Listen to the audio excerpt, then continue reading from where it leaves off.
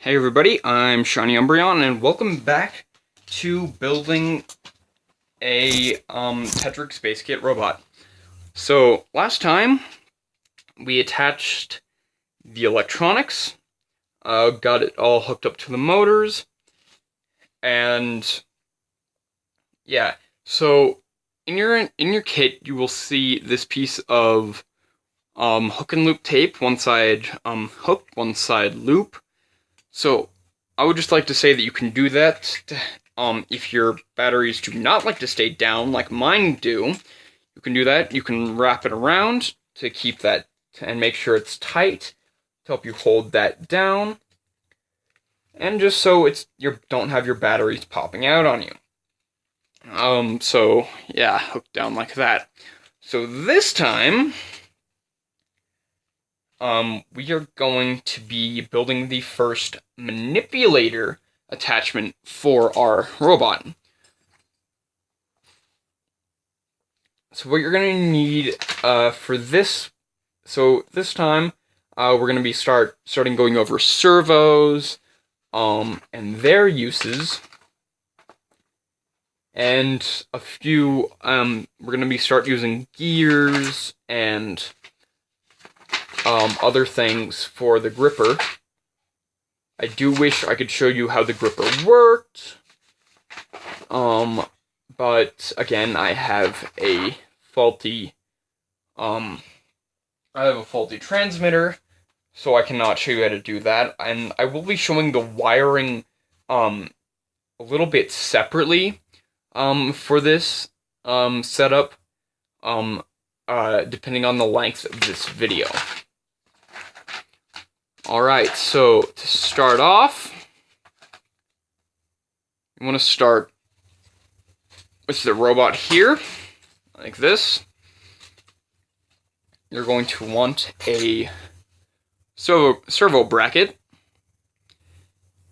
and a spacer hub, or hub spacer. You put that there. Put that there. And you're going to want the long screws. These are 1 1/4" screws. And of course, you're going to want to use a cap nut on there. So, as some of you may have noticed, I put on the U-beam backwards from what the book shows. I did that unintentionally, but I will not be fixing it because it doesn't really matter. It's just there for supporting gripper stuff, and making sure that you have everything held down. So you have that. You're going to want to do the same thing on the other side.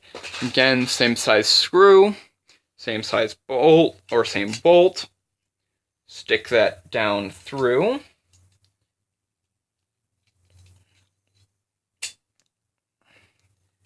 And put your hex nut on.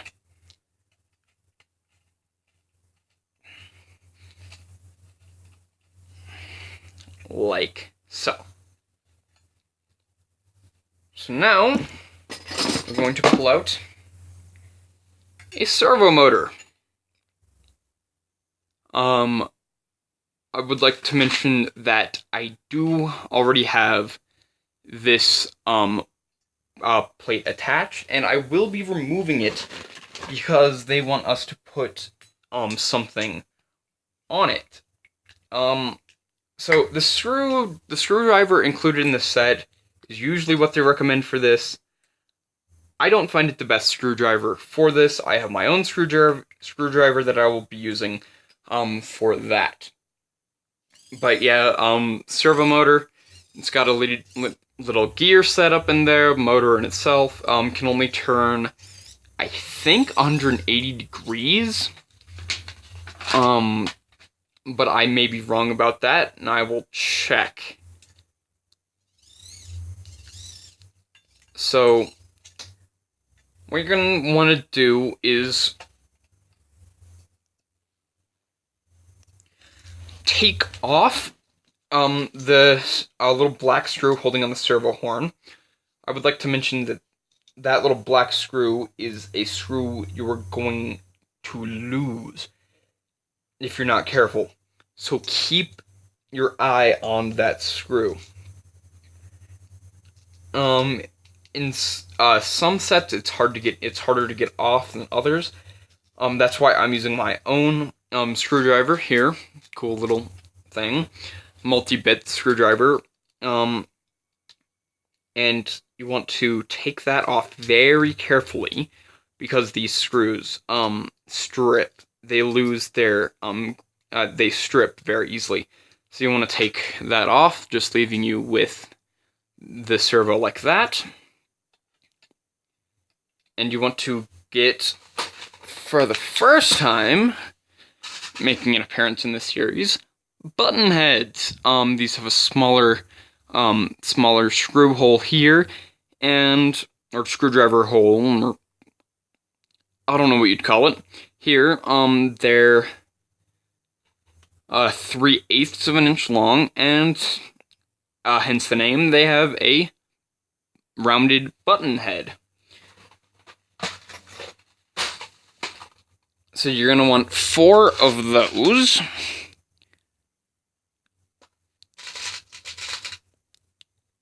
And for kept nuts, the kept nuts are just gonna be universally used. The Tetrix does have locking nuts that are nylon locking nuts, but this kit did not include them. So what you're gonna do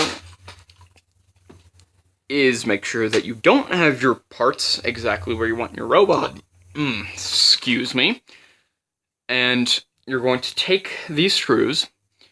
If you look here, you see these. These will line up to the holes on the servo bracket. And you want to put the screw through the hole and tighten up the bottom with a kept nut. Like I said before, the screw size is a little bit different. You will need the 3rd smallest screw Allen wrench in your set to tighten it on. And while I'm doing that, I would like to mention that these servos are, the ones they include are plastic geared servos, and they break very easily, so you do want to be careful with just turning the servo. Like once you get the servo horn on, which is this little guy, once you get that on, you want to be careful with just turning it, because if you turn it too much, it can ruin the servo, and you have to buy a servo repair kit or another servo. I will be showing how to repair a servo, because that is a skill you will need to know, especially if you're going to be using a lot of these robots. And it just is a good skill to know, especially if you're going to be an engineer like I plan to be. It's just something good to know. And honestly, I know some people who do not like rebuilding servos, but I find it kind of relaxing. So, again, you just put the screws in there. And again, like I said, if you guys think that there are some changes I can make in my videos, please like, comment, and subscribe with the edits you have, because this is my first series of videos on my channel, so you know it's new ground for me. So now what you're going to want to do is take the servo horn and you're going to want to get a 1-inch or 1/42 gear, and 4, I'm sure you can guess, 1/2-inch hex nuts, or hex bolts, sorry, proper terminology. Hey, at least just be mindful, I will be doing a counter of whenever I call something thingamajig, or thingamajig, or just thingy, so that'll always be fun, making fun of me. So in the book, it's, when you're doing this, it says, make sure all screws are snug for a tip, and if you have to be told by the book to make sure all screws are snug, honestly, you're not doing it right. Because these screws are pretty easy to get snug because of the cap nuts. If you notice on the cap nuts, they have these little teeth, a little gear of their own, which helps grip it onto the metal. So you don't have to worry about it coming undone. These screws only come loose. These screws occasionally come loose, but not very often. So just do be wary of it if it does come loose. And it says make sure all screws are snug, but I mean, if you just make sure they're tightened down as best as you can, that's good. And just make sure that what you're doing in the book aligns with what the book does say, because I have known a few people who went out of the book and just did it without the book's help, and well, I mean, they did it right, but they did get a little lost at some point, so just make sure you're following these videos, or if you're just listening along and going along with the book, just do that. But I don't know why you would just want to casually listen to some guy on YouTube build a robot, so and then you put this on here, and you take the little black screw, hopefully you didn't lose it, and you make sure that you put the screw through the servo horn hole, and then you will tighten that down onto the servo.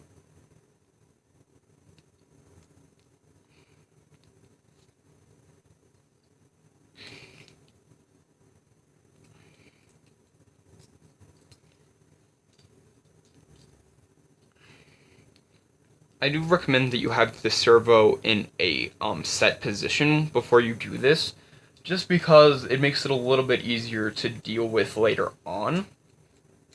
So you want to tighten that down. And so what I was saying before is that you can turn the servo, and just be careful with that. Don't turn it too far once it stops either way, because that can break the gears. But I will be going over how to rebuild the servo in a later video, but of course, always be wary. So, next thing they have us doing is taking one of the 96mm U-channels and attaching it right here in front of our servo.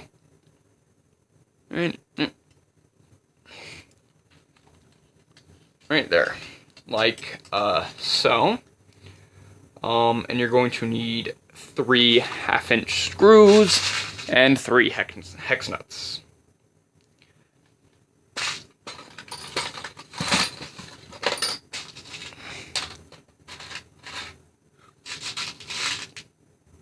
Or, sorry, kep nuts, not hex nuts. That, I mean, well, they are hex nuts. They do have a hexagonal shape to them, but that's not what they're called, so oops. And I would like to mention that because I did do this reverse of what the book says, it will be a little bit harder for me to get this on, but that also means it'll be harder to shake or get off, so some pluses, some minuses. Here you might want to pull out the wrench to hold on to the cap nut, which is nice that it has this little hook thing, so you can do that. Or not, because that is a little too far in and doesn't want to hold on like that. So you can put it on the other side like that. And then you can stick it through here, like so.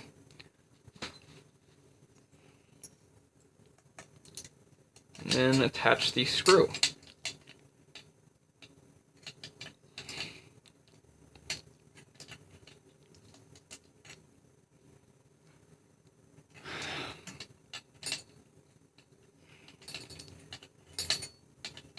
But this video is getting a little long, so I think I'm going to end it off here, and next time we will be continuing putting this together.